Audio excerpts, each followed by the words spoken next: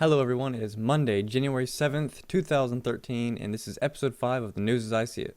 Okay, over at Joystick, we have an article talking about a new company called Flippin Pixels that's designed primarily for, tablet and smartphones, mobile devices, and it's formed by ex-Rare employees, the people who brought you GoldenEye and all of the sort of classic games you would have found on Nintendo 64. So I would really, watch this company and see what they're going to make, and whenever I hear news of their new games, I will bring you the news because I'm a huge Rare fan.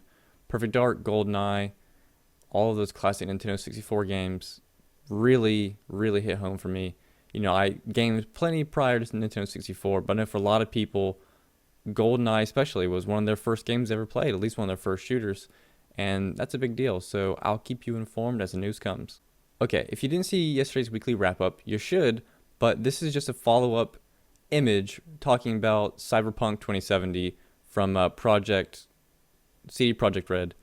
The people made The Witcher, and even though they're making The Witcher 3, which is very far in development, I'm super interested in this game. Cyberpunk 2077 reminds me, from what they're describing it, as sort of Ghost in the Shell and that kind of sandboxy city type scenario. So like a Grand Theft Auto meets Ghost in the Shell, which sounds amazing, and I'm super excited for it. And this image alone, go look at it yourself, but if you can see, the woman has seams at different joints and in parts of the skin, which implies extreme cybernetics or an android or robotic body. I'm super excited. She has blades coming out of her arm, she's covered in blood, it's scantily clad, which fits right along with Ghost in the Shell. I can't wait. Okay, so how many of you are, my age, mid-20s, and you grew up in school somehow being allowed to play Oregon Trail 2 on computers, where all you would do is buy as much ammo and gunpowder and guns as you could and go hunt and get, 800 pounds of meat in every hunting expedition and only be able to carry back a couple pounds of meat? I think most of you probably know what I'm talking about. If you're too young, it's a shame. I wish you grew up with Oregon Trail 2. It was a hilarious game. It was supposed to be educational. It kind of was, but mainly it was just a hunting simulator for most people. And to me, this game, Merriweather, an American epic, has met its Kickstarter funding goal. So we might see a really interesting, cool, well-made sort of a Western Frontier game again. But this one looks, like 3D. It doesn't look unlike possibly Fable and just the way the graphics kind of play out. I just want to go shoot rabbits with muskets. Let's make this happen. Can we also get it to be multiplayer so we can all caulk our wagons together and drown and all get dysentery?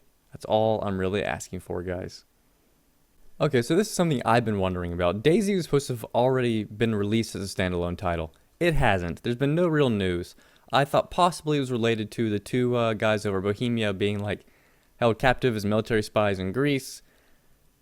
I can't wait to hear more about that. That's such a crazy story, but Rocket, the guy who invented DayZ, made the mod, and who's in charge of the standalone creation, he has said that he doesn't want to release it yet because right now it's basically just a better version of what the mod was. So he's waiting for a closed testing phase to go through, and then he's going to release the game. So, like I kind of thought, his original date of release was kind of early, so I'm kind of just waiting to see how this plays out. I'm hoping it's soon, but I'd rather him just make a good game. I was a big fan of DayZ the mod, but it was so full of hackers I stopped playing. I hope that if this is released, it's relatively hacker-free as much as possible. That is what I am waiting for. Okay, so if you've been following my news show, or if you caught the weekly wrap-up, we talked a lot about THQ and their whole trying to, flip this quick sale to Clear Lake. So the bankruptcy judge has basically said, no, you can't do this quick sale. It's just not allowed. So it's now being picked apart. All of THQ is being picked apart, and people are buying up, or at least bidding on individual franchises. It's really a good thing. The whole quick sell thing was kind of creepy and seemed really illegal in my eyes. So at least in this instance, people are, publishers are going to be able to buy individual titles that are actually worth buying. So I'm sure there'll be a few left over, a few, people not picked in gym class, and they'll be bought for maybe $1,000. There could be a couple franchises literally grabbed for $2,000. Super interesting, and I'm just looking forward to see who gets what and if those companies really have what it takes to bring those franchises up to snuff and actually profitable and good. Okay, so the Defiance tie-in show on Sci-Fi is supposed to be coming out in April with a 2-hour premiere. I'm just super excited to see how they actually tie in the show and the game. And you can still sign up for the game beta. It's coming, it's going to be open beta, I believe, in just a few days. So go ahead and jump on that, get in there. The game's super interesting. It's sort of like a Borderlands massive multiplayer type game with a little sprinkling of, aspects from Rift because it's made by Tryon Worlds, the same developers.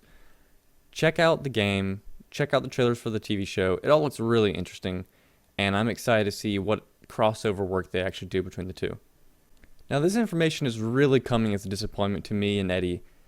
It's been purported that there's going to be a subscription for ArcheAge. They've already sort of mentioned that it's going to be happening in Korea, but they have not said that in the United States, they have not said or commented that in the Western versions of the games, there will be any sort of subscription.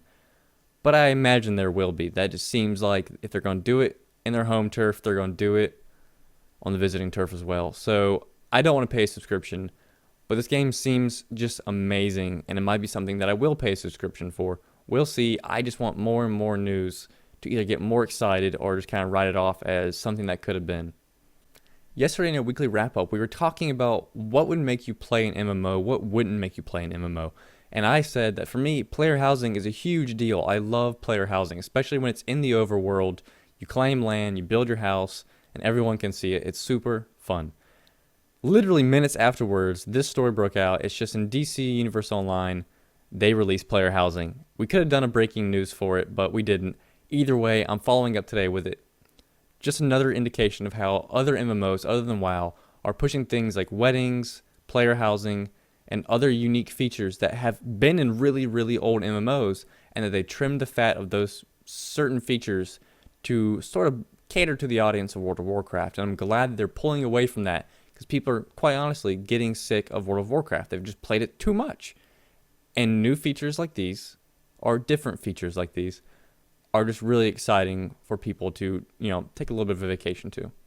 So this article pretty much just wraps up everything I really have to say about the current MMO market. What's your favorite non-combat feature? For me, it's housing and other unique features like ArcheAge's, building houses, building boats, and actually sort of harvesting the world's resources to actually make what you need, not just a mining node. It's cutting down a tree, the tree disappearing, you building a house or a boat, traveling somewhere, making a new forest, harvesting it, and making yourself an empire. That's cool, and that's the way things should be going in my eyes. But, in the description or in the comments down below, tell me what is your favorite non-combat feature of gaming in general, especially in MMOs.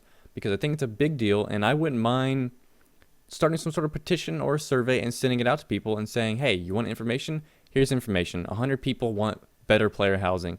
Rift has player housing. Everything is really growing into player housing, which is one of my favorite features, and that really excites me. Age of Wushu we talked about with their wedding system. You can order a bride because it's sort of a feudal ancient China times. Or Japan. I think it's China. I don't think it's Japanese. I think it's Chinese. All these things are really interesting to me, and I'd like to know your guys' opinion. Leave in the comments. Let me know what you think. And that's it for this episode of the News as I See It. If you have any news tomorrow or the days to follow, or even for Sunday's weekly recap with FNG Eddie, please tweet it at me at either Algol Gaming or at Algol's News, or you can even hashtag Algol's News. Just hit me up, let me know what news you found, especially if you think I would be interested in it. If you think it's just really important, feel free to send me that as well, and we'll see if it makes the show. But for that, I will see you guys tomorrow, and make sure to watch the weekly recaps on Sunday, and I'll see you later.